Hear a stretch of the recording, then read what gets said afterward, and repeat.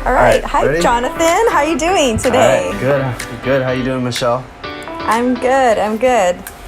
So, For Michelle's audience purposes, my name is Jonathan Gonzalez. I'm with Gonz Media. I do photography and videography for real estate, and I'm actually very involved in marketing. And then for my audience, this is Michelle Miramontez. You want to introduce yourself a little bit? yeah. For Jonathan's audience, my name is Michelle Miramontez. I'm a real estate agent going on 8 years in the business, and I now have a coaching practice called Rare Coaching, where I coach Very cool. brand new real estate agents that are just getting into the business. What kind of got you started into the coaching side of things? Is it more passion driven? Is it is it somebody in particular you wanted to help and you really liked it, or what kind of drove you that direction?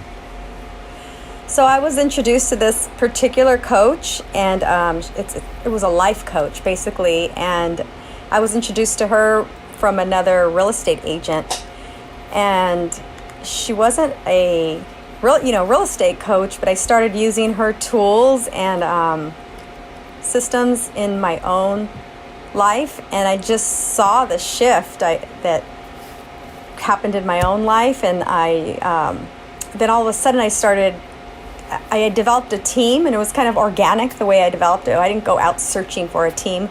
I just started seeing people that wanted to get into the business, and I helped them get into the business and help them get their license, help them get hired, and all of a sudden they started coming to me for help. And if you know anything about the real estate business, you kind of get thrown in there. Like nobody, you take your tests, you take these classes, and then all of a sudden they're like, all right, go get business. And you're like, wait, what? And there's no guidance. And I remember my first year in real estate, and it was crazy. And so I just wanted to guide these people. And then I just started developing people coming to me, and all of a sudden I felt responsible for them, and that's how. And then I just started using the coaching tools to apply it in everything, and I really saw my business just explode just from learning those mindset tools. That's really cool. So these people were kind of attracted to you, right? They had seen what you've done, how you were successful, and they said they kind of wanted to emulate that, but they needed your guidance.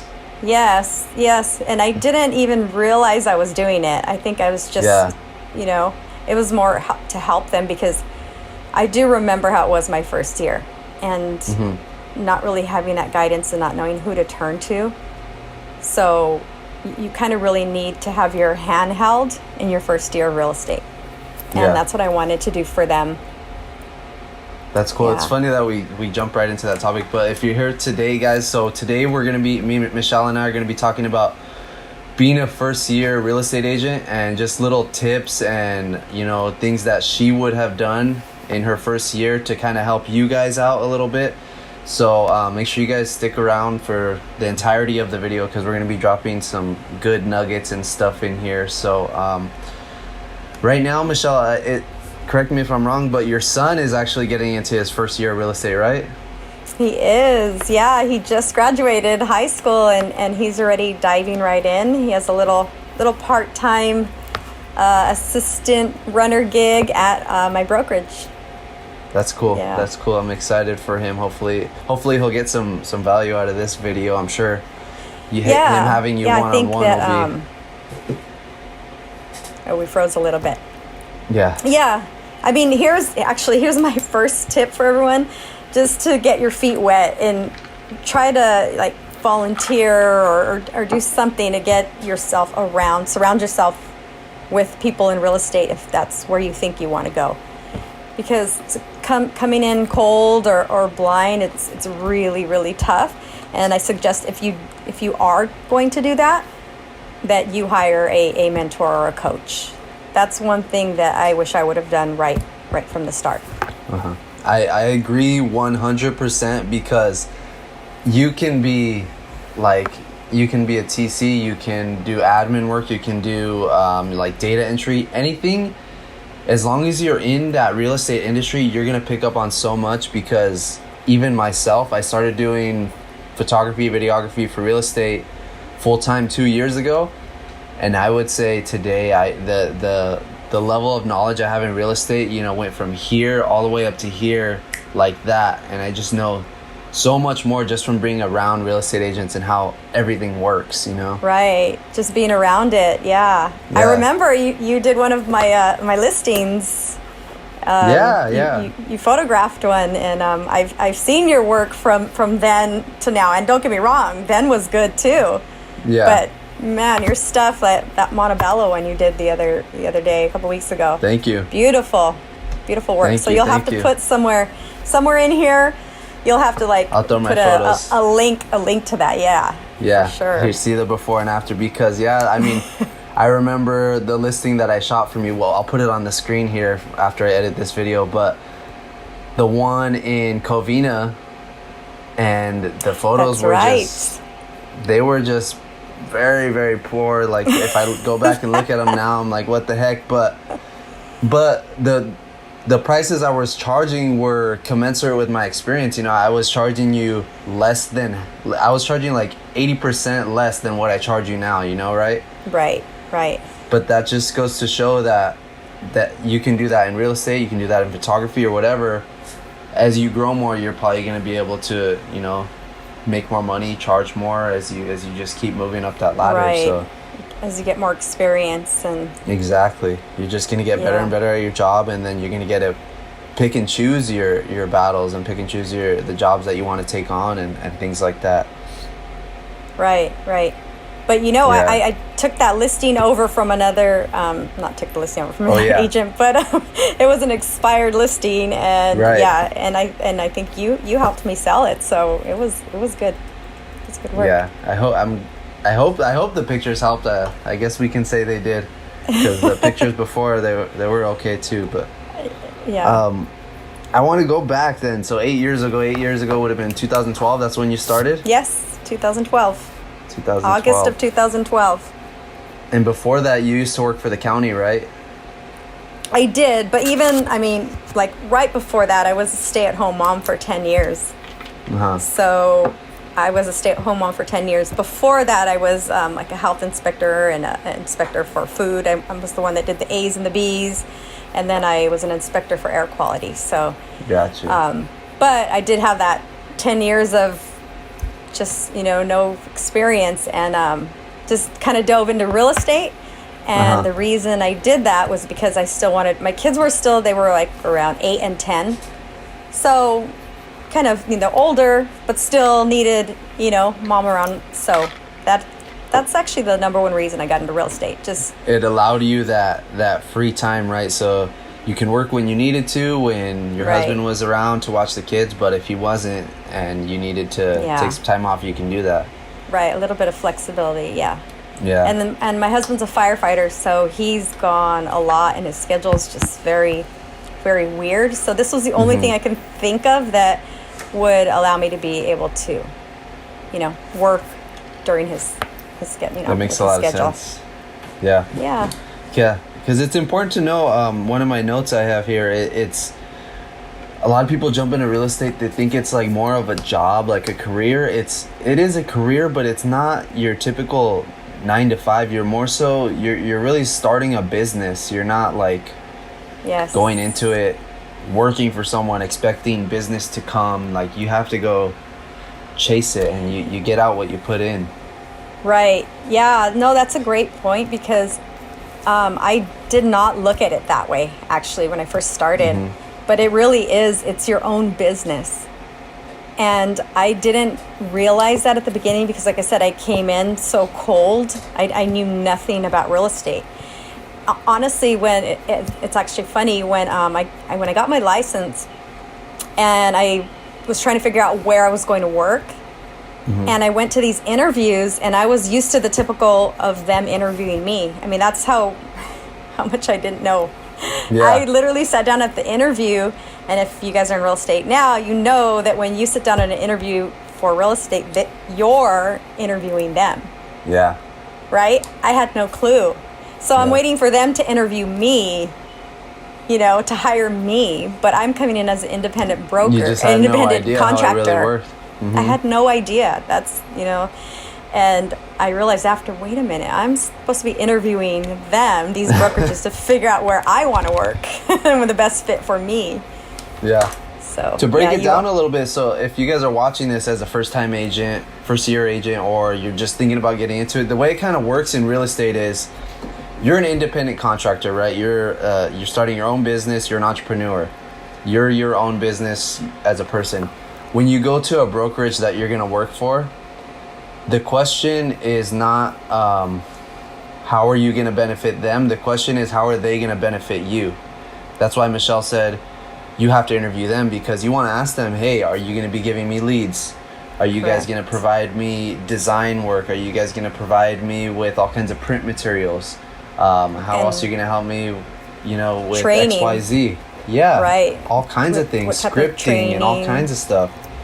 Right. When you're going to your brokerage, you want to have a laundry list of questions and ask them, if I'm going to do a deal and I'm going to pay you X commission on this deal, what am I paying you for? How are you going to help me do more of those deals so we can both make money together? Right.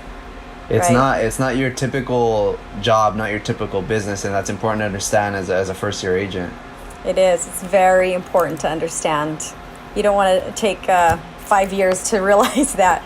That's why you need a really good mentor to help you to realize that, and actually really hold your hand through that first year, because the statistics are, I don't know the exact statistics, but people don't last very long after their first year of real estate. So it's just like any business, right? Like most businesses don't make it out alive after the first couple of years. True.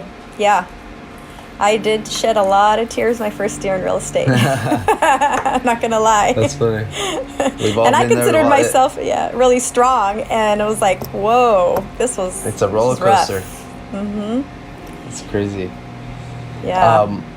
That's kind of one of my other points, is that it's very difficult, but it is very rewarding. When you win big. It's fun. When it's hard, because as a business owner, an entrepreneur, a real estate agent now, what that means is when there's a problem, you can't just brush it off. When there's a problem, they're actually going to be calling you. Right. Doesn't matter what time, doesn't matter where you're at. Right. You're going to get the phone call. Yes. Yes, we're professional problem solvers. Yeah, exactly. That's really what it is, because I've never, even from the sidelines, right? I know a lot of agents. I work for a lot of agents. I see a lot of their transactions. I've never really heard of one transaction just going perfectly smooth. There's always something wrong. Yes. And you know what? That's why it's so hard to train somebody. That's why there's not like there's not a manual that you can say, okay, I have my license, now what? Here, do this. And it's really hard to do that. I am trying to come up with something like that. So stay tuned. But you can't know everything that's going to come your way, in a transaction, because they really are all different. So that's why it's a little difficult. Yeah, it's probably important. I mean, it'd be nice if somebody would document their everyday experience as a real estate agent, so we can go and watch these problems and know what to do. But I guess that's part of what makes a seasoned agent like yourself successful, because you learn from your mistakes and then you don't let it happen again.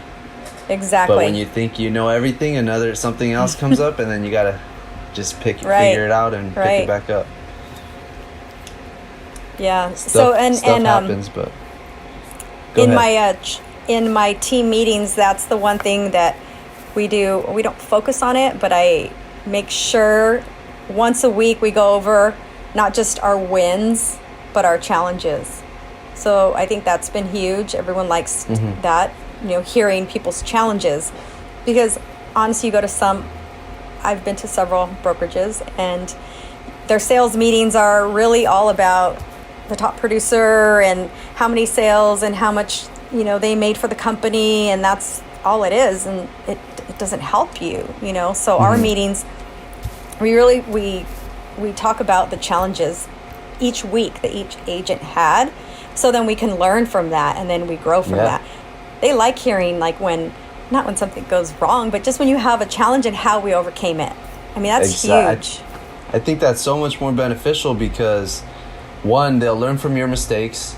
Two, you learn from their mistakes. And then three, if you guys don't know how to figure it out, you figure it out together. Yes. And everybody wins that way. Like, instead of, like you said, how they just focus on the wins, how you're not really getting anything done. Congratulations, but now help me win too, so we can win together. Right. That's my main focus with my team. I like that idea. That's very cool. Yeah. So how about you then on your end? Tell me a little bit about how you've seen, how you've grown. And I know you spoke a little bit about that, but what are you doing from then till now? Yeah. So like I said, 2 years ago, started out doing photography, videography full time. Wasn't always real estate industry. It was just doing anything and everything I can get my hands on. Like real estate, it's just one of those things where you got to go out, get your own business. You got to hustle. You got to call these people. You got to set up the appointments, do everything and anything, right? And then send them the invoice, and just, you got to cover all the grounds. So I would hustle and go out there, and, slow in the beginning, but just, like I said, I would charge you pennies. At one point I probably charged you like $40-$60 for photos, right? For a listing. Yes. So if somebody think about that, right? Think about that. I drove to West Covina, there's a half hour. I spend an hour there's an hour, and then I drive back, that's another half hour, and then I come back and edit them, that's another hour. We're probably at like 3 hours of work for like $60, not to mention my cost of gas, the depreciation on my camera equipment and all this stuff, and the software. So you probably lost money. I lost money, right? But that's the stuff that no, that's fine. That's the stuff nobody tells you, right? Yeah. Nobody tells you that, and that's something that you guys have to take into account too. That, hey, where are you allocating your time? How much are you spending? And look at things like that, so you can better understand. Say, hey, at least I'm making more than I'm losing. But I think it's sometimes those little losses are what helps you grow and makes you better. If you fast forward to today I'd say I'm doing pretty well. I'm very, very busy. I have some good contracts with like lenders and other companies, and then I do my own work. I have clients, and they're keeping me busy. I do, for anyone in question, do photography and videography, and now, as of yesterday, virtual tours for real estate listings. Oh, wow. Okay, we'll have to talk about that also, the virtual tours. Yeah, I'm excited for those. Those will be cool. So basically then that's how you've how you pivoted in your business because of everything happening right now? Yes, I've actually benefited because of this whole pandemic. Nobody can go into open houses, right, without an appointment. Right. So for that reason, agents such as yourself are forced to market the homes online through photos, through videos, through virtual tours. And so we had agents who weren't always hiring these photographers and videographers before, and now they're going out and looking for them. Right. So I've just freaking skyrocketed thanks to that. So it's been been great. That's awesome. Yeah, as of right now, you cannot hold a public open house. So you can hold an open house if it's vacant, and you can do like a FaceTime call or a live call. Gotcha. And then obviously do the virtual tours. So that's as of right now. But I mean, and if you guys are watching and you're out of state, this is California laws. Yeah, California laws. And as of right now, so we don't know how that's going to go, if it's going to open up yet or anything. But yeah, I mean that's a great mindset though for an entrepreneur, is that you took the opportunity and you made it work for your business rather than giving up.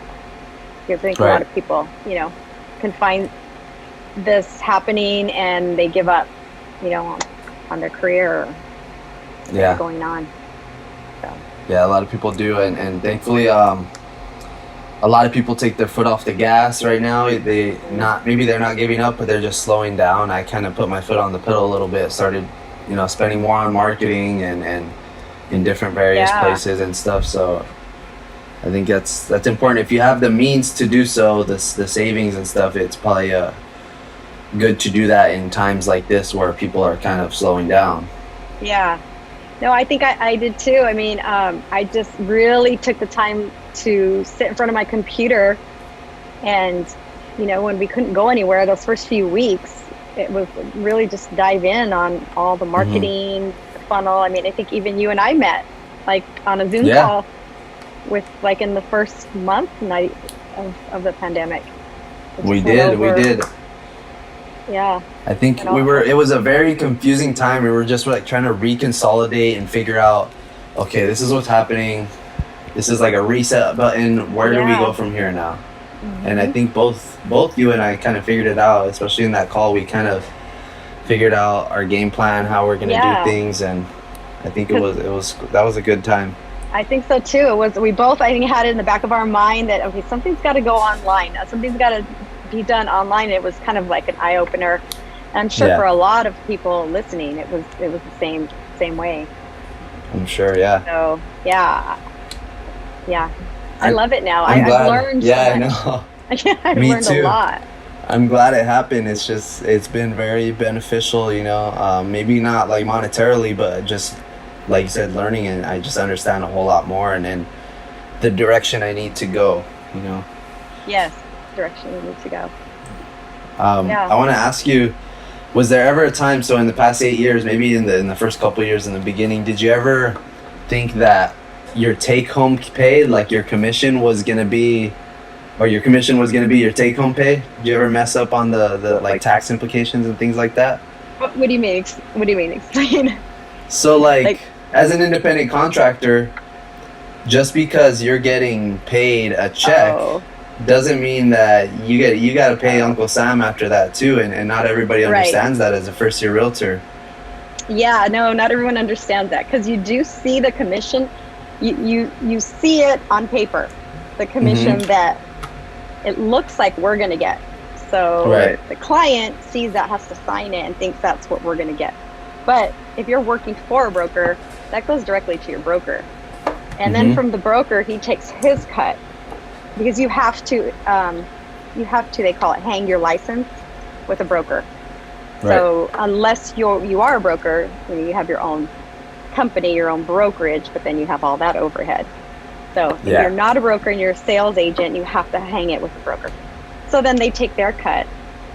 And then from there, Uncle Sam takes his cut.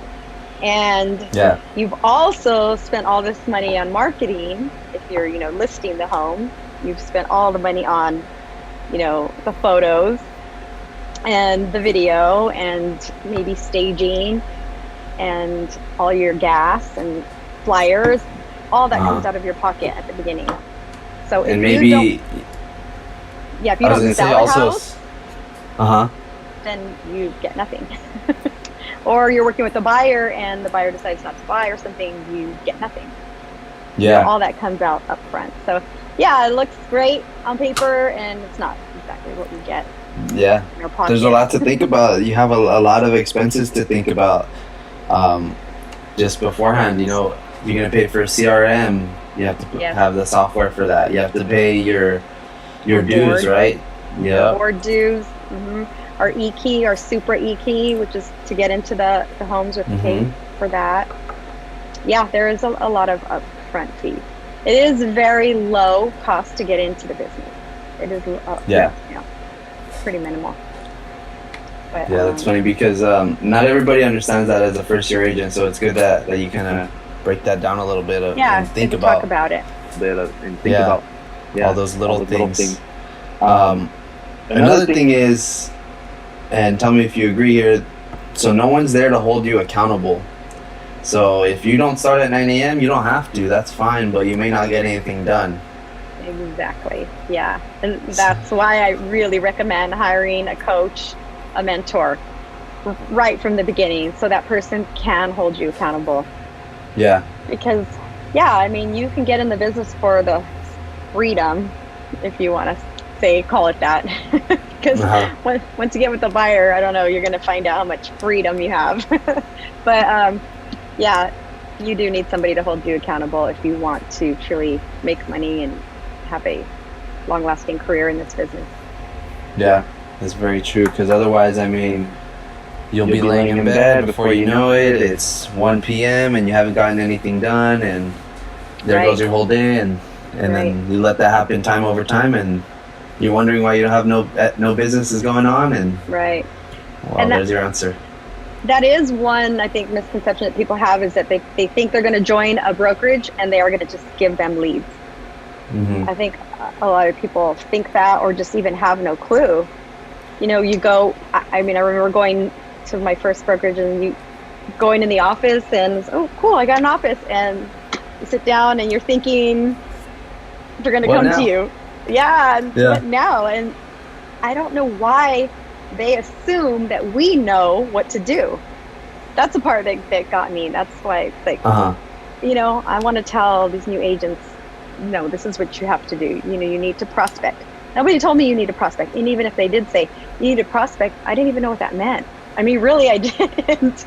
It sounds crazy, but okay, prospect how? Who? Where do I get those numbers? Everybody's calling. Where are they getting those numbers from? I had no clue. And that's actually another expense. All right, sorry there, everybody. We had a little bit of technical difficulties, but we're back. But so we were speaking on the accountability, right? People to hold you accountable. Yes, how huge that is if you want to be successful in this business. It's huge. It's a big deal. It'd be cool too, even if you have somebody else getting into the business with you. Maybe it's not your coach, he knows as little as you know, but at least you can motivate each other and say, hey, I'm going to be in the office at 9 a.m. I expect to see you there. Yeah. And he can do the same for you, you know? Yeah, that's a great idea. That is good. Yeah, I think it's important to do stuff like that. Yeah. And another thing, next topic is you can expect to work weekends, right? Oh, yeah. Deals happen on the weekends. Yeah. I mean, you figure a lot of buyers, they work Monday through Friday, so the only time they can really look at houses are on the weekend. So you have to be open to work on the weekends. Yeah. That's one thing you should know. Yeah, up front. At least Saturday. Yeah, at least Saturday. You know, you can choose, but you have to be, I think, up front with everybody and let them know, like, look, I only work Saturdays, I take Sundays off. Yeah. As long as you come and tell them up front beforehand, I think everything should be good. Yeah. Let me ask you, Michelle, then, if you can go back to your first year and give yourself, back in 2012, a piece of advice, fresh off of momhood, you know, stay-at-home mom, what would you tell Michelle?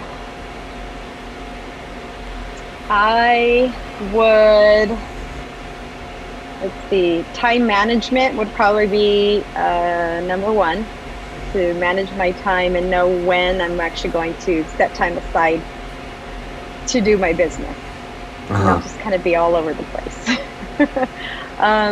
To really learn the contract, to really read them thoroughly and learn how to read a contract and explain a contract to a buyer.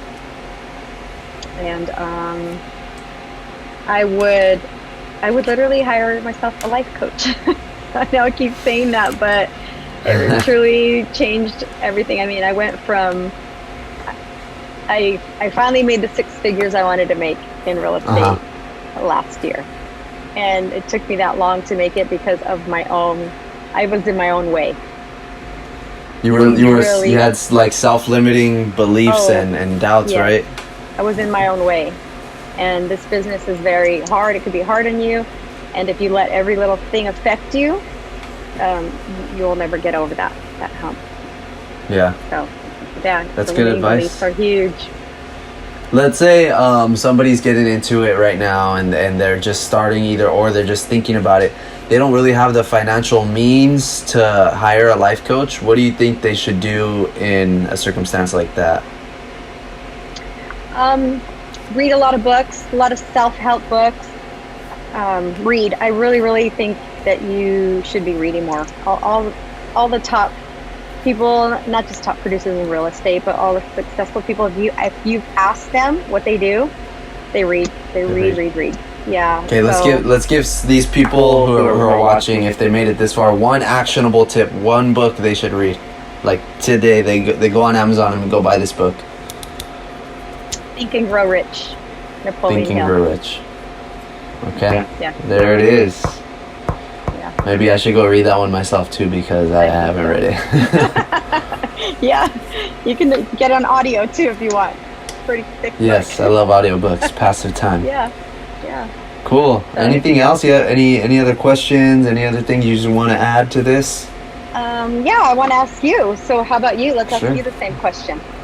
If there's one thing, a piece of advice you back. could give Jonathan starting out. Okay. So 2 years ago, I'd probably tell myself to... The biggest thing I ever had a problem with was I was spreading myself too thin.